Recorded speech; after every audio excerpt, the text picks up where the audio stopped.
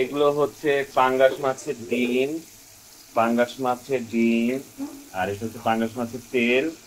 আর পাঙ্গাস মাছ হচ্ছে ভালো কোলেস্টেরল পাওয়া যায় এই তেলগুলো থেকে, ওমেগা 3।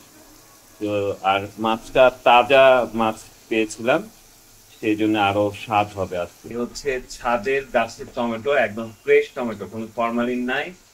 আর এই হচ্ছে ছাদের পুঁই শাক। তো আর এই হচ্ছে আলু। তো আলু, পুঁই শাক আর টমেটো দিয়ে মাছ ভাজা দিয়ে রান্না হবে পাঙ্গাস মাছ। অনেক সময় ভাজা মাছ খেতেও আমার খুব ভালো লাগে। তো ডিমটা দিয়ে, টমেটো দিয়ে, পুঁই শাক দিয়ে সেরকম স্বাদ হবে। টাটকা মাছ খাবার মজাই আলাদা, একদম তাজা মাছ।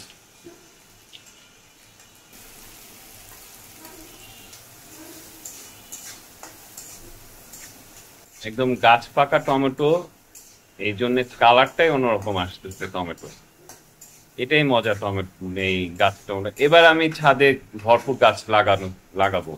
টমেটো গাছ, পুঁই গাছ, কলমি গাছ, সফেদা গাছ, যত গাছ আছে, পেঁপে গাছ, ডাব গাছ, খেজুর গাছ, আম গাছ, আনারস গাছ, কাঁঠাল গাছ, শিমুল তুলার গাছ,